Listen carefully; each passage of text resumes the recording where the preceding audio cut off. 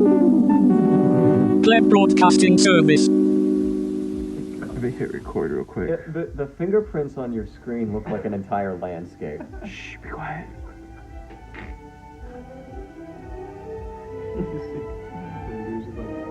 Well, you're not going to want to use this audio. Shh. Starting. Ladies and gentlemen, welcome to another episode We're live. of Pleb Broadcasting Service. PBS.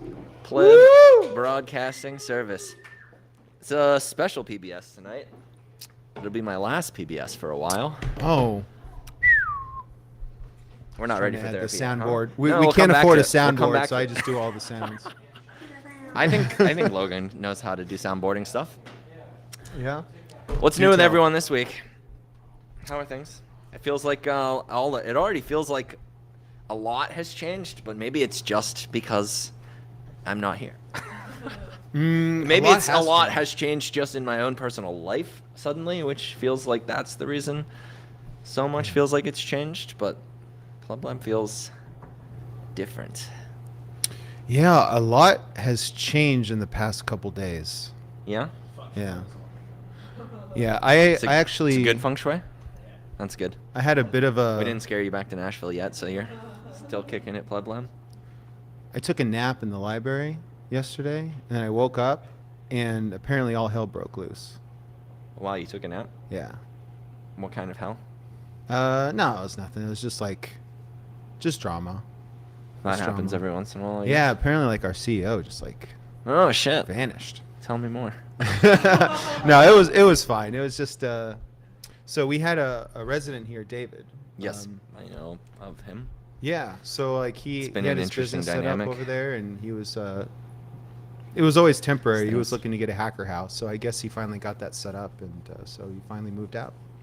So all his stuff's coming. Yeah, it was a strange dynamic. I like he felt like he wanted what Pleb Lab kind of provides, and then showed up for it. Yeah. And there was for sure like a bit of kind of what's the word I'm looking for? It was an No, adjustment. It was Poor Nick it- lost his favorite window view in the whole office. That did happen. That did happen. That was funny. I think for David, it was like a weird time to arrive at Pleb Lab looking for assistance, because it was like the first week he arrived was the kind of first week where internally we started having a lot of our conversations about like Yeah. the very short after kind of announced shakeup at Pleb Lab. So it was like a lot of stress and a lot of like kind of very dynamic just shit happening behind the scenes. And we didn't offer the kind of like streamlined process that we are kind of typically known for with the new people kind of. They say when it rains, it pours. Yeah. We worked through it though, and he We did. still decided he was going to come down.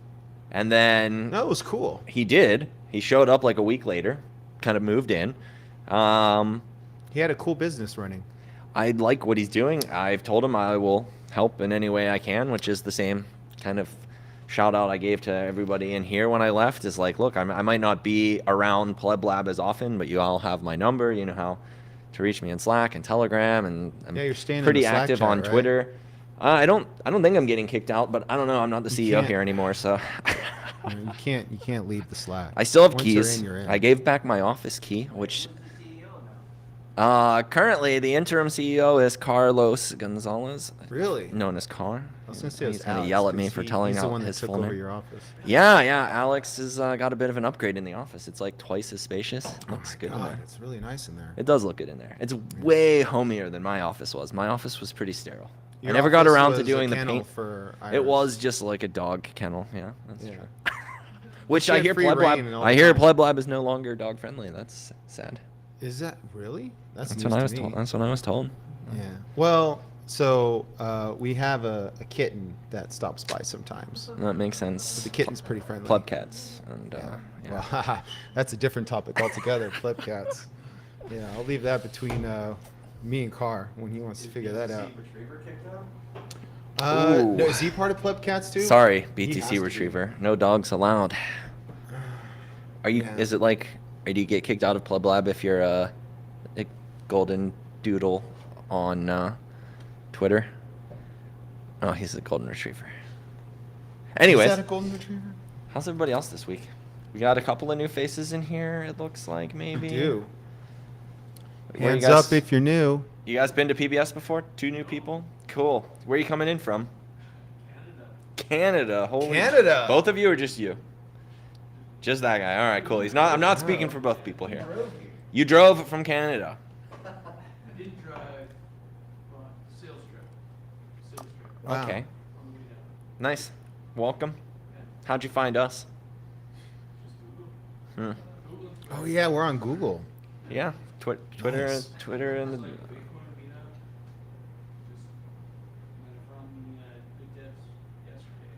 Nice.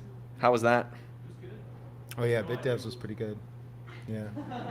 A lot of brainy subjects were talked about. What'd you say? First bit devs? Yeah. My first bit devs was just like, I actually think I left my first bit devs early because I was just like, what the fuck is happening here? This is. Yeah, it'll make it was or like, break it was you. it was in a different office too. It was like their like whole office was like from like this wall to that wall. It was like this like area we're all sitting in, but entirely closed off and like sunken in, and it was really fucking hot. And it had like 125 people in it, so you were just like sweating, standing in other people's steam. Yeah. And call that con and sweat. I was I'm still really dumb, but I was even dumber back then.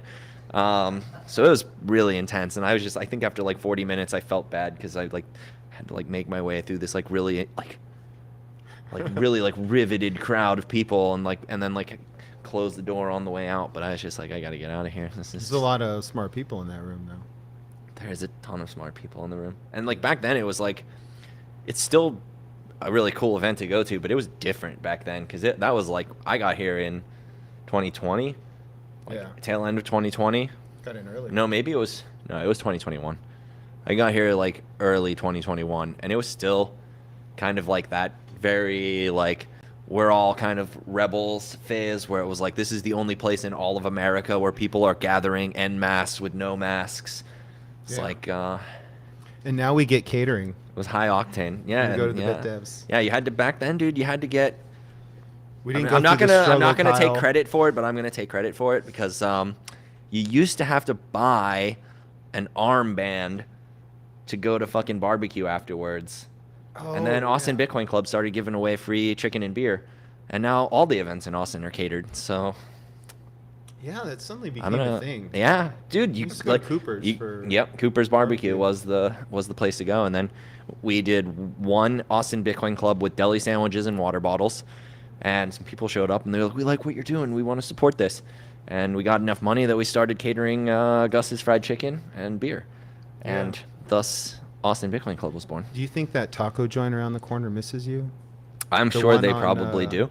Down the street from the I taco know factory? at one point I was actually at Shiners after an Austin, it was actually BitDevs, and 3 of the guys that worked at Gus's Chicken were there, and one of them was really drunk, and he was like trying to sell me on like, I don't know, some shitcoin. And he was really drunk, and I'm a pretty patient dude, and I don't really care, whatever. So like, he was trying to sell me on this hardcore shitcoin that I was gonna get in on the ground floor of, and I was just Oh, like, man. I I got that too when I first came here. yeah, I was like, I'm just good though, dude. And it was hilarious because like the kind of manager was sitting next to him, and he nudges him hard, and he's like, dude, shut up. He's like, this is one of our biggest clients. So like, I'm sure they all miss us because like for a period of time, we were pretty regulars. Like Yeah. we spent between the catering and just the like Capital Factory days when we were like 3 blocks up the road from Gus's, and we did regular lunch trips down there. Yeah, it's only 3 blocks away, but it feels like a whole other world over there. Gus, where we used to be. Yeah. Yeah. On Brazos. It's true. But dude, that was a good times. We probably spent like $10,000 at Gus's, personally and Wow. business wise. Maybe not quite that much, but a decent chunk. They should put your face on the wall. I tried so hard to get them to take Bitcoin, and they just like refused to talk to me, and I think that's why we faded Moved out somewhere of else. Gus's at one point. That and everybody bitched about diarrhea, which I don't get because I don't have that problem. It's not like Sponsored by Gus's Chicken. I still love you, Gus's. That pecan pie is so good. Yeah, so I like this. We're going down memory lane. This Hold feels on a second, before pertinent. we go further down memory lane. Still got one other person back here. Where are you coming in from, man? I live in Cedar Park. Cedar Park. Okay, cool. Been recently in person myself and all because I think I heard about the same theme was that you're gonna talk for bit devs, and I was on Twitter. Yeah, that was at the Commons, right? Yeah. And so just like you, I stayed for like 10 minutes of bit devs and then I was like, but since then, I've been getting more involved in the technical side. I've gone to every Austin Bitcoin club and started coming. I'm just kind of like going to everything. And Cool. I work in construction, but I'm working on a project of integrating Bitcoin and construction, and that's the basics of it. Nice. Pleb Lab helps people trying to start startups, so, you know. Yeah, I did the hackathon with Jim. Yeah, I just did the hackathon. We all won, didn't we? We did. Yeah. Nice. Oh, yes. It's very Do exciting. you want to talk about it? I would love to. I'll talk a lot. Okay, hold on to that thought. We have Yeah, to he take has a really cool We have to project. take a trip down memory lane first. Yes, we do. Yeah, that'd be cool.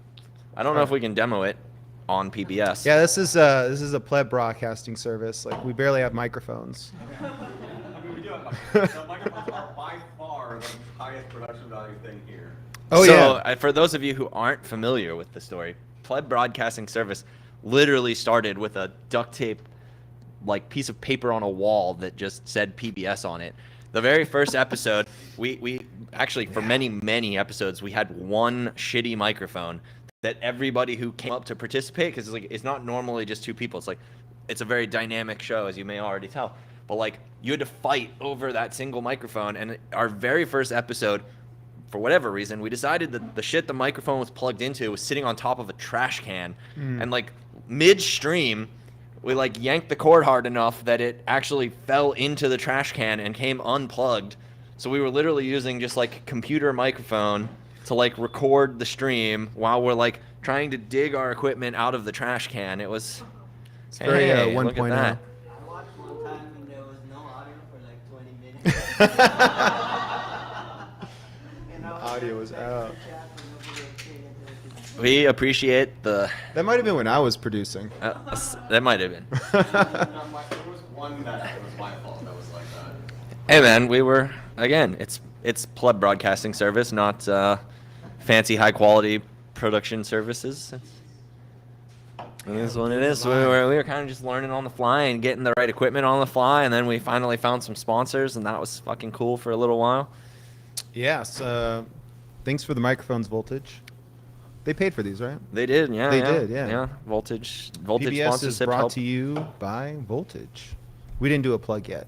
Formally brought to you by Voltage. Oh, formally. Oh, okay. If it's a trip down memory lane, there once was Yeah. a time when Voltage sponsored this show. Yeah. So, for once upon a time. We still love you, Voltage. It's great.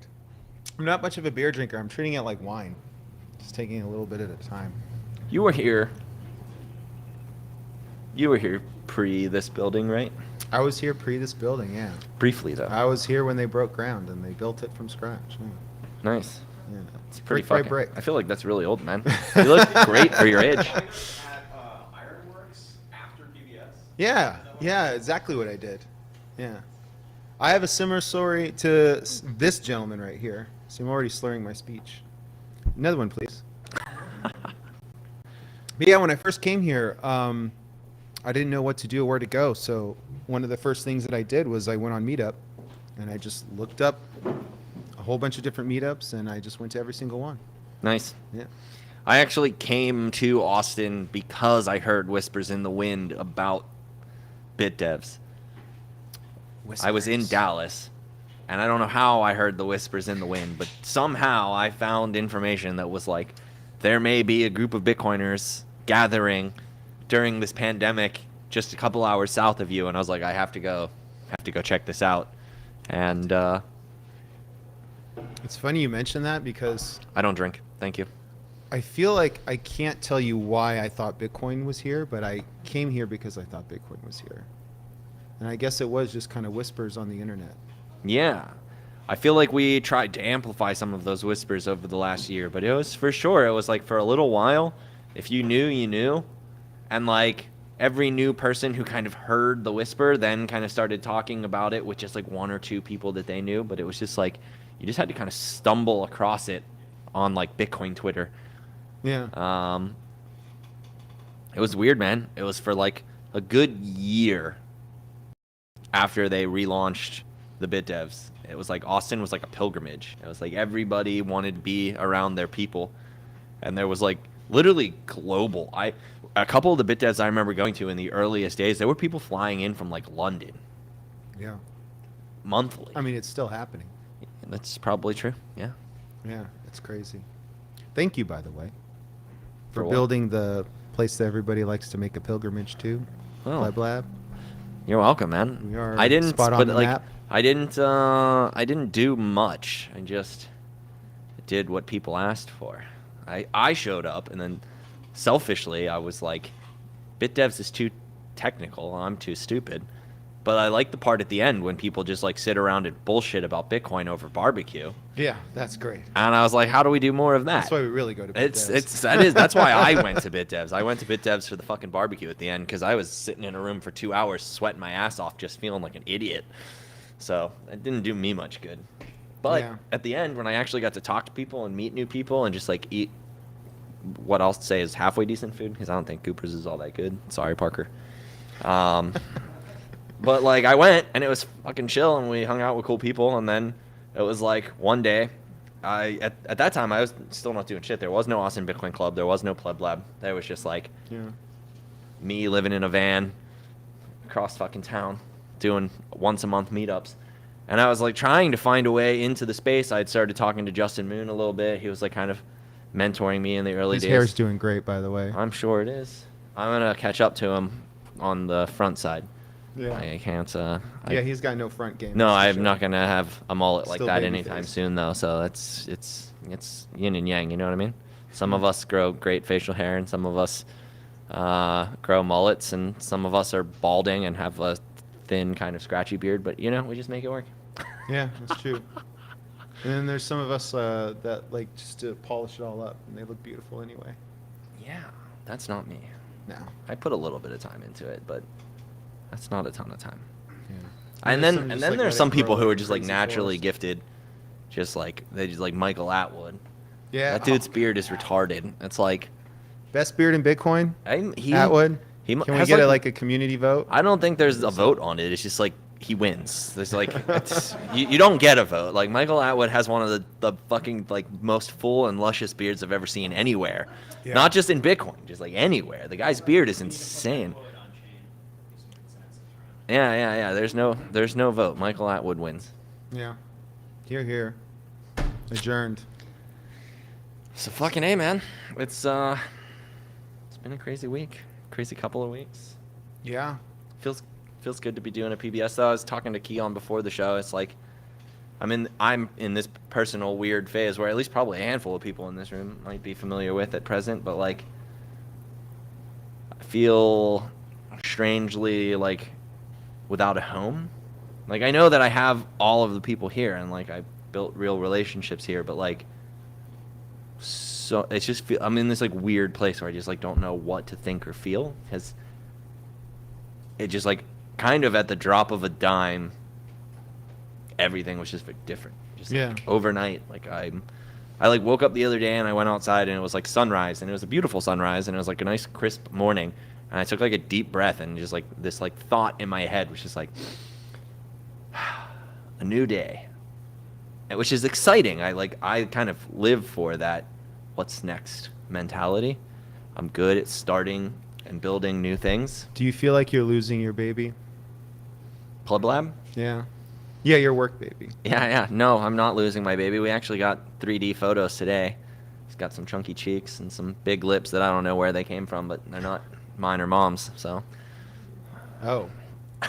Well then, that took a turn. I think he's just seen me give mom kisses so much that he's like in the womb just puckered up eternally. Oh, He's just like imitating dad.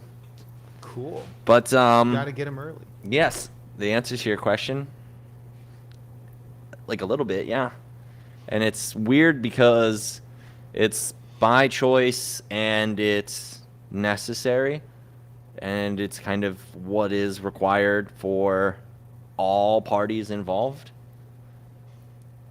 But it doesn't make it feel any less kind of crappy, in the sense that, like, I put in blood, sweat, and tears for nearly 2 years, Yeah. and now I kind of wake up and that's just not what I'm doing anymore, which is, it's just kind of a weird place to be. You got to choose family first. It's true, man. And honestly, at the same time, like, it's what is necessary to take care of my family. It's like, there was a point in my life where I could have just been in the dirt grinding with literally no salary.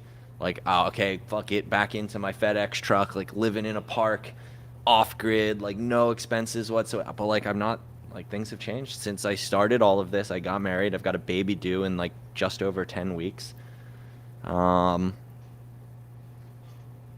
Yeah, different responsibilities, and those responsibilities take precedence.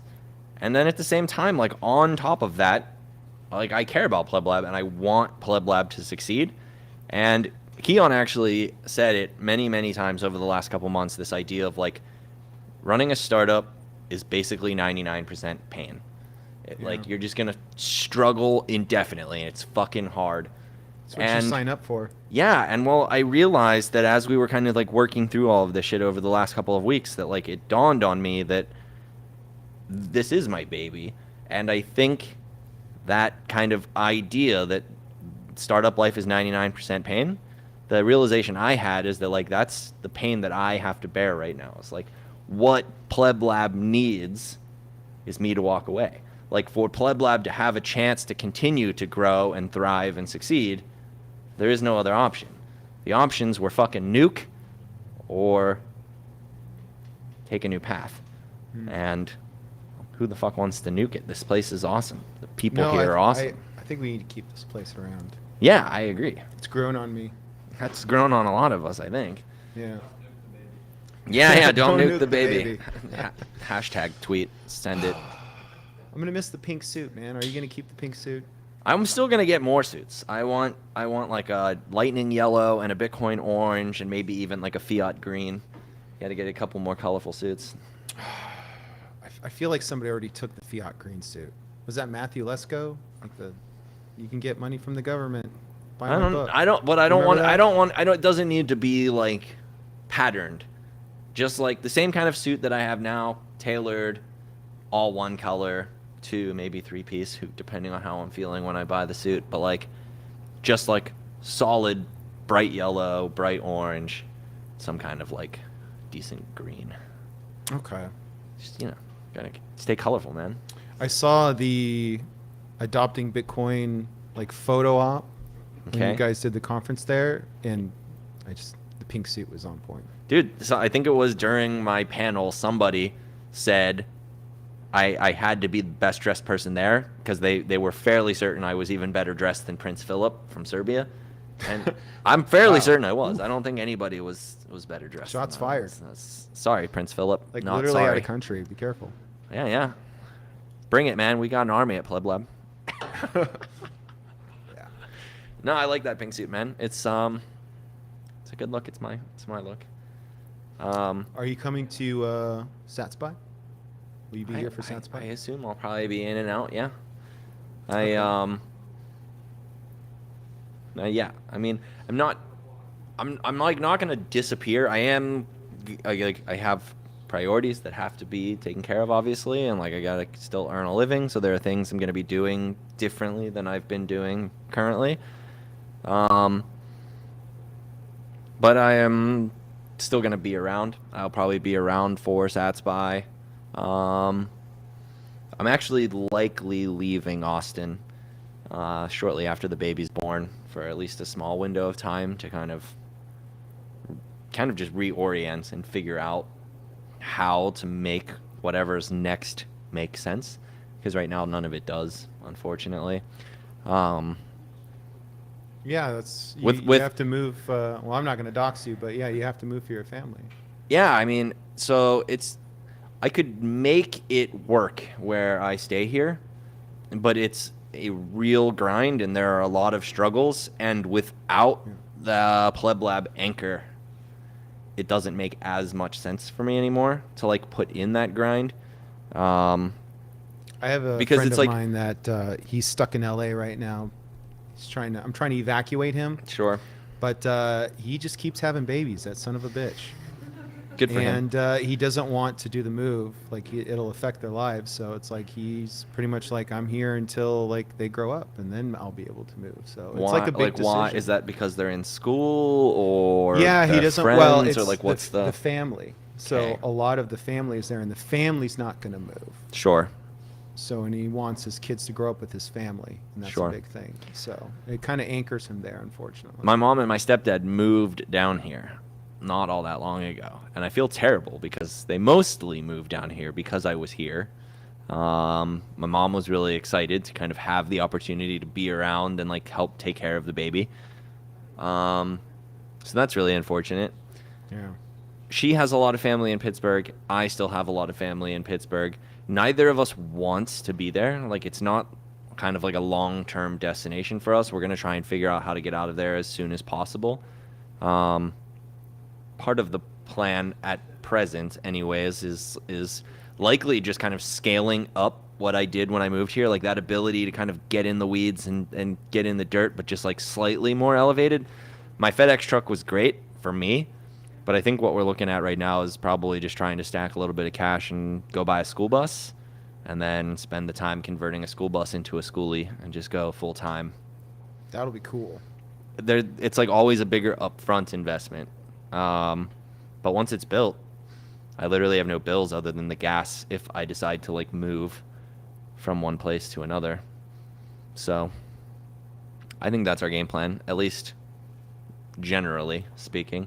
Probably going to go back middle to end of May is when we'll be kind of packing up to leave Austin. Like, we're having a home birth here. It's already paid for. It doesn't make any sense to leave before that. A little bit of time to kind of recuperate, final like last minute packing up and kind of getting things situated, and then the girls get out of school at the end of May, so we'll go back and at least spend the summer there. How much longer after that, I don't know, but we'll see.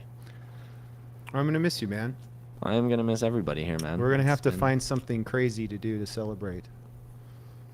keep me in the loop. Maybe we can get you to run down the street again, Yeah, let's bust carrying out the flag. We gotta get a new pole for it so we can string it up again. Yeah. Trust me, I looked put a flag in his crazy. hands, When right? I was running down the street with the flag, I Buy looked Bitcoin. even crazier. I was literally like running down the middle of the road with a fucking pole, like screaming like freedom. I was like knife handing. I would like at one point we ended up down on is it Cesar Chavez? Like, you get down to the main road. It's like 3 or 4 lanes of fucking cars, and I was literally out in the middle of the road, like I was like on the dotted white lines between 2 rows of car with the Bitcoin flag, like screaming freedom, and like literally like pointing at people in their windows, like just as I ran by. I was like, I climbed up on like light poles and was like swinging the flag off of telephone poles, and it's a fucking crazy night, man. Bitcoin block party was wild. That night took a crazy toll on me because it was another week of just like that kind of startup stress, man, and grind. That whole week was super intense. It gets to the day of the event, and I'm ready to strangle Car to death. I'm fucking tired. I have a headache. Got like no energy. I literally remember like slumping into my seat, just like, fuck it, I'm done. And like right as I had that thought, somebody comes in and is like, dude, this brochure, that's the wrong Ibex logo for your sponsor. And I was like, fuck. I like jumped up in like fight or flight mode. We had like 2 hours before the event was getting ready to start. And I was like, you, here, you, with me, you do this. And like, just like Oh, that crazy military spike of training kicks in. adrenaline. Just like, it was like do or die. It has to get done. And that adrenaline rode through the rest of the night. It like had me running down the street with the flag, climbing telephone poles. Like, I woke up the next morning so fucked. It was like that week of stress followed by the adrenaline rush at the top, followed by my whole system being like, oh, you can finally fucking relax. And it all just crashed. I woke up the next morning. I could barely fucking talk. I was supposed to have meetings with investors. I like called somebody who was supposed to come pick me up. They're like, you sound like death. Are you sure you don't want to stay home? And I was like, yeah, maybe you're right. I couldn't talk as Yeah, but everything was a success. I was also still there that night talking to the investors at a steak dinner. So it was, you just got to put on a good show sometimes. Yeah, you do. The show must go on. The show must go on. So what should we do next? I don't know. You want to show this new project from the hackathon, or you got? Sure, got any last we could minute do a stuff? shill section. I'll walk away. You can probably guide it better than I can. Okay. All right. All right, Kyle. What's your name? Sean. Kyle Sean, come on Murphy up, man.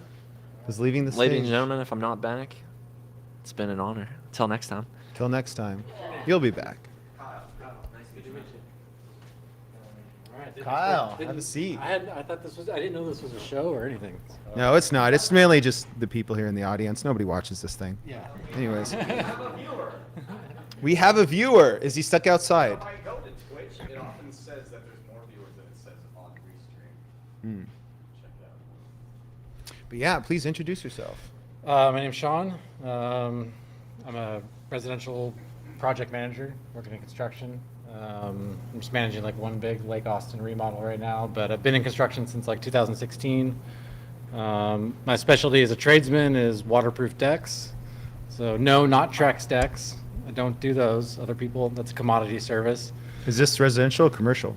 Most of what I've done has been residential, stick frame type stuff. But so waterproof deck, like a deck over a living space. So really more a roof that you walk on. Oh, okay. Than like a deck, like a balcony or something like that. So It's most a lot of what beautiful I've scenery to look at. So Indeed, yeah. Makes sense. oftentimes, so I did it for 7 years in Seattle, which is where I'm from. And you know, there's a lot more beautiful vistas, frankly, a lot more water, mountains, things like that. Yeah, that's true. Here you do have long sight lines and big sky and all that once you get up. And there are the hill country, there are some beautiful views. But yes, often office with a view. We have a lot of cows to look at. Yes. Unfortunately, never had any cows visible for my projects that I can recall. But I did Big forests too. One job I had, I was managing a door and window division, and I got to go out to LBJ's old ranch out near Johnson City. Oh. And there were cows and donkeys that walked up to us as we were checking out that project. That was interesting. But yeah, so now I'm just I'm not in the field anymore. I mean, I get on the tools a little bit to fill in the gaps, but mostly I just manage a project, and yeah, I just pretend to work. Did work bring you here? It did, yeah. So when I closed my business in Seattle, the manufacturer of the materials that I was installing hired me to be an architectural rep. So that was my first 2.5 years of Texas, was traveling all over the state, going to the major markets, and doing presentations to architects. They're like they call them lunch and learns.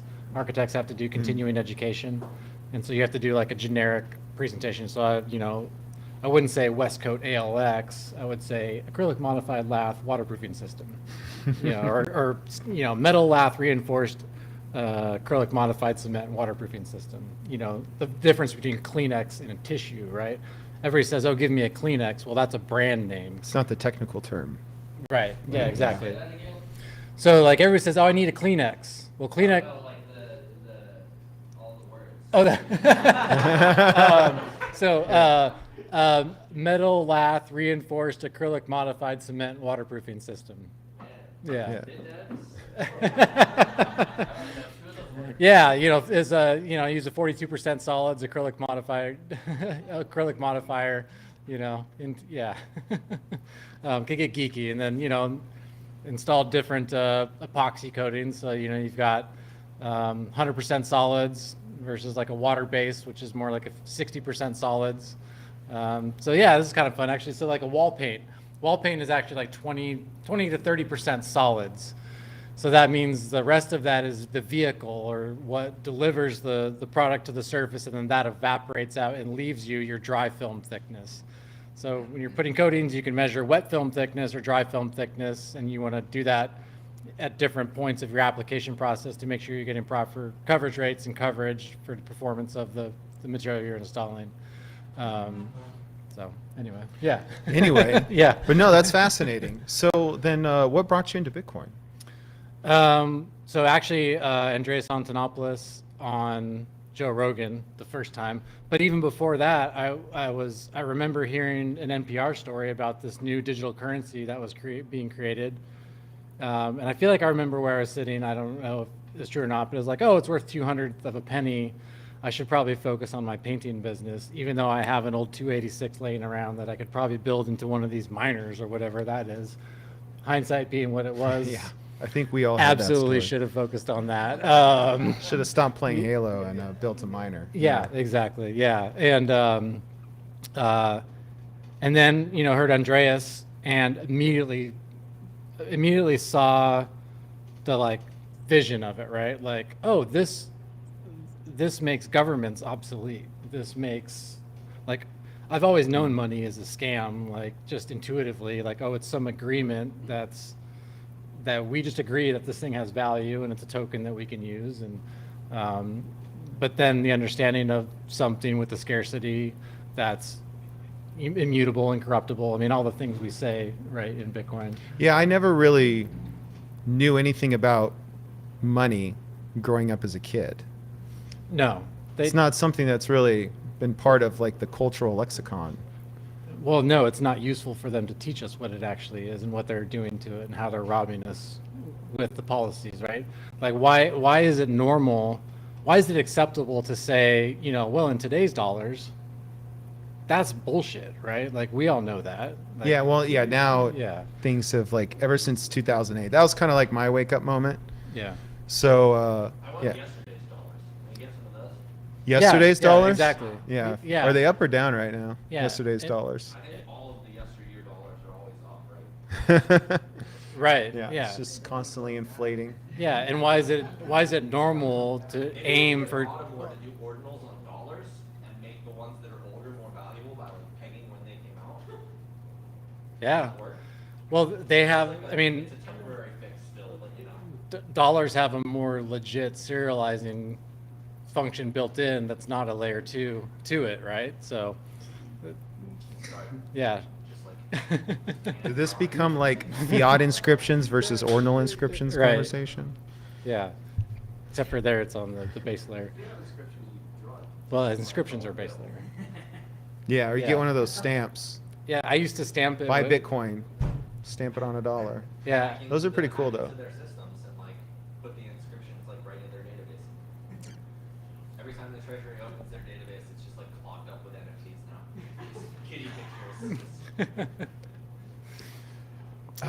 So, where were we? Yeah. So okay. So then heard it from Andreas. Got in and out a little bit in 2015. Got in and out a little bit in 2017, and then really dove back in after COVID. Opening up again and seeing the adoption and the awareness growing. And in 2021, just really started my DCA, and then I've never been a good saver. Now I'm an awesome saver. And That's beautiful. Adopting the ideas of low time preference and and just every now decision I make is an opportunity cost against stacking more. And now a focus of mine is the project that the hackathon was revolved around. It's called Easy Subcontractor. It's a domain I've owned for a long time. Just trying to facilitate coordination between property owners and service providers at the base level. But then, Have you been technical before this? Have you? Because you're not a programmer by trade, so it's just when did you get into this aspect of? I grew up with computers. So my first computer was a 086 with a 40 megabyte hard drive. Okay, And so my it's dad- always and- you've and my always dad been had a playing, 28 tinkering with. Yeah, but I never computers got this whole deep in time. code. I did my first coding I ever did was on OS Rex. OS Rex. Yeah, or no, OS2 Warp. OS2 Warp, and the language was Rex. And I wrote a thing to tell you your birth date or Okay. how old you were. But then I never did more than that. Did some like QuickTime stuff and more like Photoshop stuff in high school. And I took like a desktop publishing class, and then in like my junior year, my senior year, at the end of my junior year, the teacher came to me and said, "Hey, if you take this class next year, like you won't be a TA. All I want you to do is hang out and work on whatever you want to work on, and then answer questions as they come up, and I'll give you an A." I was like, "Deal," you know. It's a good deal. So I've always been like comfortable with computers and diving in and knowing I'm not going to really break things if you know. So many people are afraid to break something in a computer, but. And then back in the modem days, my buddy and I figured out how to. You've been through the process enough, like, oh, I can fix this. Yeah. So you're just free to tinker. Yeah. I remember dialing in, figuring out how to connect our machines with the modem and chat back and forth on like a DOS prompt line. I forget how we did it exactly. But we were like, let's try to figure this out. I started with an AOL disk. Yeah. So I started. I don't know if anybody knows what that is, but I mean, my first interaction was straight up dial-up message boards. Okay, like where- Usenet. I don't know what something else? I don't know what net it was on, but you know, I remember there was some text-based game called Food Fight or something that we play. You could play, and like only 2 people could be on the bulletin. It was bulletin boards. Bulletin So board, this would have yeah. been 1989-ish, Yeah. probably. So played around with that, and then yeah, you know, looking back, I wish I had kind of been a little more encouraged to develop more of those skills, but. Also, I'm happy with where I'm at. 'Cause I can build shit. So actually, sorry, what's the gentleman's name? You talking about Logan or Kyle? Gentleman was up here before, Kyle. Kyle. So yeah, so also I should show you my van because I have a Sprinter van that I'm building. You living outside. I wish. Yeah, I'm not living in it yet. You saw the Max Air fan and the solar panel, which are typically giveaways of living in it. Yeah. Max Air fan is always the dead giveaway. Yeah. You've got a Max Air fan cut in there, you plan to live in there. Yeah, that's the ideal. We're actually going to do paperwork tomorrow on a trailer that we're going to move out of our apartment and into a trailer and RV park it just around Austin Cool. in the interest of stacking more. Yeah. My parents and like a handful of other people are always like, why not just buy an RV? And I'm just like, they're boring. They're like always sterile and like they look like every other RV. Right. I just like the task of making it my own. I've found with several builds in a row now of like increasing complexity, but like even with the very first one in just like a compact Ford E350, there's something really just special about building your own living space. Yeah. Where like I realized in that first van, I went out and bought artwork that I was gonna put on the walls before I left, and then I built the walls, and I was like, oh, I built that wall. That wall is the piece of art. Like get this cheap $9.99 shit throws out of my face. And it's like, the wall's fucking Having a long conversation about Van life. comparing van life. Yeah. Hashtag van life. Yeah. So I would live in the van. It's not practical for my wife. She has to kind of dress up for work, and she's gonna Steve Jobs it in the trailer and like consolidate to, you know, a few sets of regular rotations. And this is what I wear every day, just this shirt in a different color, pretty much, you know. And it's low. I don't have to iron it or anything. So, and I can wear the same jeans for a week. I don't care. Yeah. This is what I've been wearing all week, so. Yeah. Until I start smelling them, I'm like, okay, time for anyway. So you're a programmer by trade. Well, you're not a programmer. builder. You're a builder. Yeah. So you're not a programmer by trade. No. You did get into computers very early on. Yeah. And so it's always been something that it's been in your life. So then you come to Austin for work. Right. And then what brings you to the Bitcoin scene?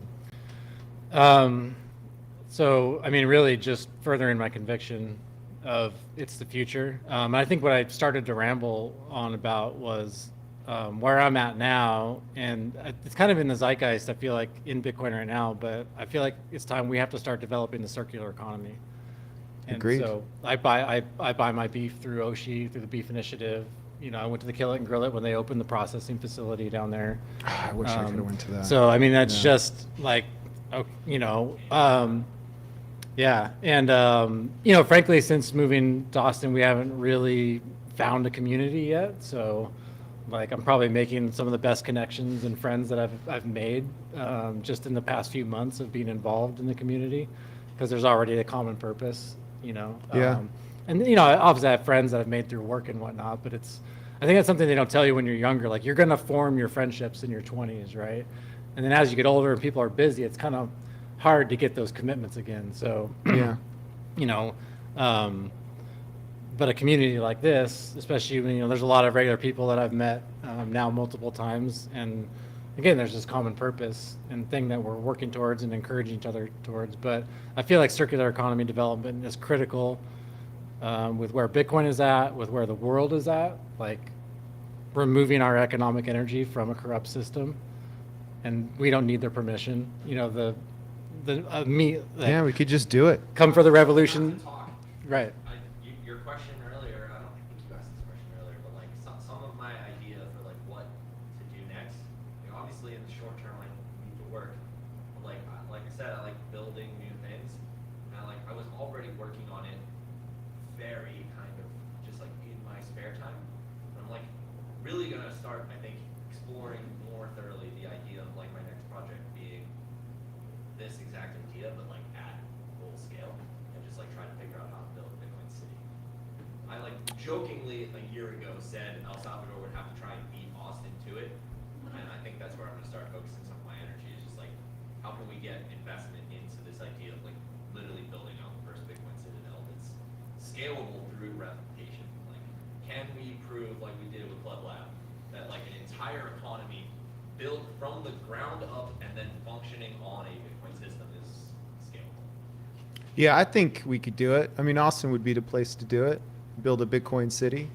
Even if it's just like Burning Man, like Bitcoin Burning Man. But like Burning Man literally builds a city in weeks and then tears it down and then they're gone. I think we could do that. I think we could build a Bitcoin city. Yeah, that's very high time preference, yeah. Yeah, we've had some very early stage kind of like intro conversations around the subject, and have started kind of. There's a lot of people working on it too. Yeah. Yeah. Yeah, we need more contractors in Bitcoin so we can build this Bitcoin city. Yeah, because if we all Are just. you in? I'm down. Yeah, I'll yeah.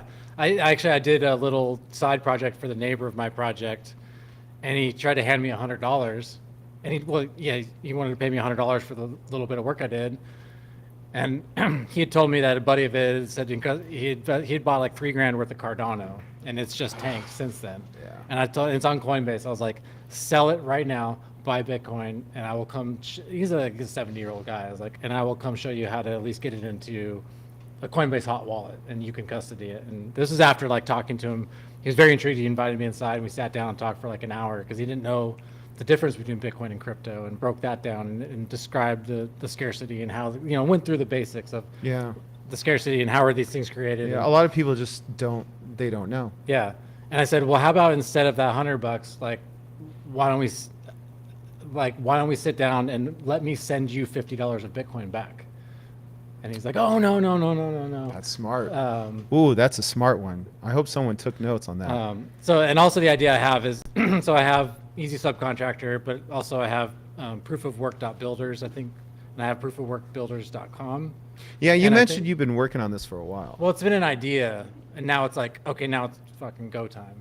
Like, now it's, ideas are whatever, right? So you saw the hackathon as an opportunity to actually get this going. Yeah, or to come network with somebody, more technical people. Like, yeah, okay, I took the Pleb Lab JavaScript course, and I'm gonna start to learn to teach myself to code. And Shout out to Austin. I didn't know that. I didn't know you took the course. yeah, I only got halfway through. Like I got to I got the wallet set up and I got it transacting. But then once it wanted me to set up my computer as a development environment, I was like, You're on Windows, aren't you? yeah. Well, I just stopped doing live tech support. So frankly, I stopped at that point because at that point I had my stack in a hot Wasabi wallet on my desktop, obviously backed up properly, right? But I was like, let me get my multi-sig cold storage squared away. So I did the Unchained, DIY one, just also as an exercise. Our development environment affects that, and Well, no. So I. concern. Well, you're confirming my intuition was right. I was like, I don't know if this machine is the one I want. It's like my computer. Yeah, it's not a problem. It's just like it can be a hassle on Windows. Okay. Some of the developer Yeah. tools. Yeah. So I've helped a few other people taking the course there on Windows. So, so should I get a Mac for coding? Is that You don't have to. Get Linux. Or Linux. Run Linux Okay. if you Yeah, run Linux. Like, should I run a I can help you partition? on Windows as well. Like, should I run a partition and You could do can I that. That's a great way to do it. Yeah, a little demanding for a laptop. Buy a used laptop. Okay. Yeah. We're going to understand the Linux thing. I'm just too not technical to get it. Everybody suggests it, and everybody who runs it, all of the complaints are always Linux. I can show you literally every complaint I've Yeah. ever heard about. Like, Yeah. about anything that you guys have struggled with ever from any engineer ever. It's always Linux, and yet everybody's always like, you got to use Linux. Well, isn't most things Linux at the underneath anyway? Is that That's kind of Mac. That's why like Mac and Linux go together well. okay? Where Windows like throws out a lot of the stuff that you're used to doing.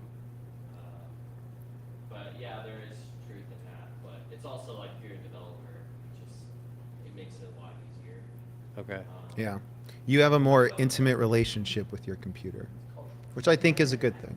But yeah, take your time because like also the point of that lesson was like I wanted you getting people to get comfortable with their development environment and understand it from like the bottom to the top. Yeah. You're gonna have that and be like, okay, I have this. This is a foundation I can build stuff off of. So if it takes you time, that's fine. But definitely willing to help with any of those stuff. Okay. Cool. Yeah, Linux is a bit of a jump, but it's not that bad. Like they have distributions that are very Windows-like and pretty much hold your hand through everything, and they work very well. They're very stable, so you don't really ever run into any issues. But it is one of those things where Linux is so much different than Windows that if something does go wrong on a Linux machine, you're kind of, well, what do I do now? Now you have to become like the pro IT guru to debug things. Whereas with Windows, it's like you kind of never leave that safe space. Right. Like if the problem does arise, there's some tutorial that'll walk you through all the windows and everything you have to click to like solve your problem. Whereas with Linux, it's you go into the command line, baby. You better get used to Okay. it. Yeah. Yeah, but I like the command line. Like the terminals kind of become my home. I used to be a Windows guy. I can say that I've pretty much divorced myself from Windows completely. So There was something, I forget if it was through the course. I think it was I had to open up and run from DOS, which is how I first interacted with computers, and that was fun. Because I was like, how do I get the directory again? You know, and try to remember all those commands to, you know. yeah, that's the thing that's different about it. It's like your control panel is a command line, Right. And you just have to you do have to remember all the commands to do and how to use the commands. Yeah. Whereas with like Windows, it's like you just everything's visually taught to you. Right. So it's a lot easier to pick up something new. Yeah. Right. Whereas it's with Linux, it's there's a bit of a learning curve, but I think it's worth the jump. I think so, especially if you're going to get into development. So, man, let's talk about your project then, Okay. because your project was pretty cool and you won. We did. Yeah. So- I think, you know, we're the only one that did something NFC-ness. That's true. So, It was a was- bit difficult to tackle the NFC challenge. Yeah. I think even Ben was having trouble with it. yeah. And so, so the reason I came to the meetup was like, well, this is where I'm going to meet technical people. And luckily, you know, I teamed up with somebody that, you know, decided to work with me and had the experience to build what we built here. And it's definitely like a very, you know, basic, like it's nothing that's ready to deploy because like the addresses are hard coded and, you know, certain things like that. And the NFC component is almost more like a click. Yeah. So let's Than a real let's thing, talk but- about what your app does. So Like, what's the process? How to walk us through using this app? all right. So, should I And the show camera it? is right Yeah, there. So, is this showing it well enough? Well, we'll get the idea. Okay. That's right. It's PBS. Yeah. Okay. So the idea was creating a time clock that would then generate a Lightning invoice for that session. So, and the idea with the NFC is that this would be located on the project, either just fixed site on the location, or it could be used by like a foreman or the general contractor to check people in and out of the project. The idea being that this is at a known location that the people have to then bring their device to clock in and out. So in the app, you start by indicating that you want to scan in, and then the job information is loaded on this card. So that would be a device that's like attached to a wall or something, like so people would clock in and out. The card would be. The card would be. Yeah, and then the app would be on the phone. So imagine this is like something attached to the wall. Right. So people have to go there to. Right, clock in. exactly. Yeah, and then, you know, this could be at different jobs. And so what this brought in was like, the name of the contractor, the address, some basic contact information. So this would be the project information that you're tracking the time for. And so after you've brought the information in from the localized device, then you're going to clock in, starts running a time clock, and based on an hourly rate you've set, calculating, converting that to sats and starting to, tally the sats. And the idea of the bar here was that you could set a goal for your clock in session, and then just kind of visually you could look at your phone and be like, oh, I'm about, Earning money. yeah, I'm earning money and I'm a third of the way through my day and the amount of money that I want to make today. Okay, so then you're done working, you're going to click scan out, you're going to clock out again at the location. Once that's done, oop, I didn't. Hit the wrong one. What if somebody forgets to clock out, doesn't keep paying them, does it? Well, we'll get to that. So then once that's done, you hit finish and invoice. And then this brings up a payable Lightning invoice. So this could be paid right now, and it would go into LN bits is where this is set up. But to your question, I mean, that's the constant trouble with timekeeping, because I've used timekeeping apps for my employees before, and then it's kind of back to an honor system. I think the incentive with this is that, especially if it's like, if you're getting daily paid out, like, so this isn't streaming the sats per se. I think that would be an interesting use case that I've thought of. But this is just for end of the day, finish your session. But I think when it's connected to somebody, like, I am literally going to watch my pay start tabulating by starting this. And then if I want to get paid accurately and in an honest way, I have to make sure that I go clock out, because it's really common for guys to get to the job, they're sitting there smoking and joking, and oh shit, yeah. let's get to work, and oh shit, I forgot to clock in, or my phone was dead, or whatever. So you're just creating this more immediate method and incentive for being a good steward of your own time, right? Like, What would your thoughts be? Because I feel like the problem with time driven for any task is it kind of rewards somebody for taking a longer amount of time. right.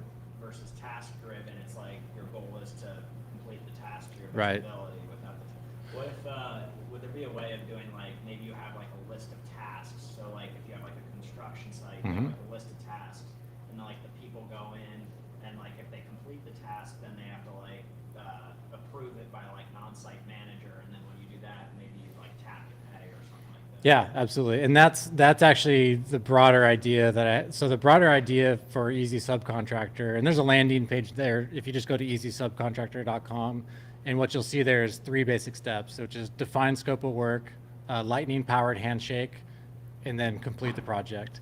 And so the idea is that you define the work, you agree on a price, and in a perfect world, I think you lock that up in a lightning or on-chain 2 of 3 multi-sig, or whatever structure you want between the service provider, the property owner, and then maybe like a company like Unchained would hold the third key for a small fee.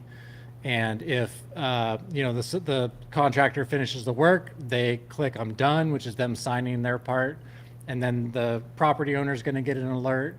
And of course, the property owner could just recognize that they're done and just hit pay, and that also would just finish the transaction without any interaction from the subcontractor. But most likely what's going to happen is the contractor indicates that they're done.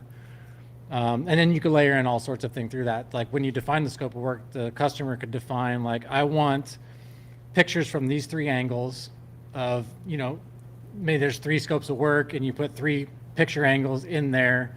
And I want, 3 pictures, or I want a picture an hour.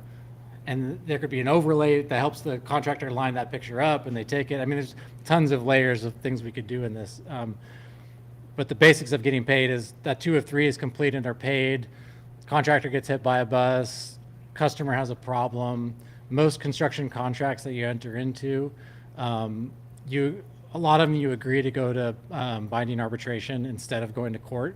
So that would be a part of this, is keep the courts out of it. So then Unchained would take the direction of, if the worst happened, a probate, or if somebody, or if there was a dispute from the arbiter of which which side to side with on the payout. I imagine the arbitrations after like larger projects. So like you've been working on something for like 6 months, Right. And you have like a larger sum of money that's tied behind the contract. But if you were doing like at a task level, Right. it's taking like hours or maybe even measured in days, then at worst you can be cheated from those hours or days that the task took. Exactly. But you kind of build a reputation where it's like the contractor still wants you to keep working, so they're more likely to pay you that way. So Absolutely. maybe that can reduce the need for the arbiter in the first place. Yeah, I mean, in my total of 10 years of being an owner operator, I've only had to actually place a lien once. It's an effective tool though, because it was a bank funded project and stopped all their funding. But yeah, but usually it never comes to that. And you hit on another important part of this, which is reputation. So so the kind of cliche description elevator pitch of this idea that I've had for a long time before I thought of incorporating Bitcoin and Lightning into it was like, this is like Angie's List meets Uber. So it's a place for, property owners to find service providers. And then like the way it works when you request an Uber drive is, okay, well, there's drivers within a proximity, and if they're at the same distance to provide the ride, who has the better reputational score of accepting rides, of having a good star rating and a good service. The algorithm picks the better service provider in that instance if they're tied, as far as how quickly can you get. But then also if you're a really good service provider and you're 10 minutes away and there's somebody else that's a brand new driver 2 minutes away, well, they're going to get the ride because that's probably more important to that customer, and there's probably a pretty good chance that they're going to at least have a decent experience, and somebody's got to get their first ride at some point. So I think what the customer could define is they could say, okay, I've got 3 scopes of work. I want 3 bids on each one, or 2 bids, or I want to pick this person for this one, and this one after reading the reputational reviews of the other ones, I want to pick from these 3. There's any ways you could structure this, right? And then you even incentivize like, okay, and I have a budget of $100 that I'm willing to put out there and stake basically to get these bids inside 96 hours. And because I've been this guy that went and took time to walk a job with the customer and just never got back to him, and then it evolved to a point where like, oh, you want this really complicated bid that I need to spend a few hours at your project just poking my head literally in your ceilings and looking at stuff? Well, okay, that's going to be $1,000, and I'm going to give you a detailed line item bid that you could then go shop with, and I've had to deal with those before in contracts. It's like a 10% upfront deposit for a larger project. Yeah. And so like we have a pre-construction agreement for the company I work for, and it's like, just to get started with us is $25,000 that you're going to pay us, and that's going to get you through continuing with your architect to refine your set of drawings and get you final bids from contractors, because it's a lot of work that goes into that, because the projects I'm working on, like my current project is like a $2.5 million remodel, on a $10 million house or something like that. So anyway, so you create, also then say you're one of those 3 people that bid on that scope of work, you're going to have the ability to then rate that person's work, and maybe you're going to get $1 for providing a rating, right? But I can sit down and do 10 ratings in 20 minutes, and I can get a little bit of money for that. And then you can also get rated as a rater, because are you just a shit poster versus somebody that's trying to provide honest feedback and raise the level of the market? Where would the money come for that? Kind of like deep in the weeds. Yeah. Oh, Yeah, like I okay. said, I have no problem talking. It sounds like a great project. Yeah. And I'm intrigued because I was a contractor for a while, and like using time clock systems, being able to rate workers' time, how much to pay them, payroll, like if you can solve all that in an app and not have to pay a bunch of exorbitant fees, it sounds fantastic. So it's a really cool project. Yeah. Thanks for sharing it with Yeah, us. thanks for having me up. Didn't expect to. Yeah, I would get to love to ramble. keep listening, Yeah, but yeah. Apparently we do have a time limit. All right. And people do want to Did we get to lose the our one pizza and the listener, beer. probably? Or one bar, one watch. All right. Wow. Yeah. Woo! So I think do we have sponsors? Not currently. Okay. Maybe Well, easy then that subject. makes things short, doesn't it? Yeah. Oh. I do want to shout out the workshop tomorrow. I think it's Ben the Car Man. So yeah, please come to the workshop. learn to coin join, which I would love to learn. I'm trying to Sound- make it to that. Yeah, it'll be a fascinating subject. And then SatsBy, might as well shout out SatsBy Southwest. satsx.dev. Yes, and I will be. Yeah, and I'm Yeah, I'm going to participate in that, and I've got my van, so for the full 48 hours, can go out, power nap, come back and hack. That's so, the way you do it. Yeah. That'll be awesome. Cheers, brother. Yeah. I'll Thanks, see you Evan. around. All right. I guess we're out. That's PBS on.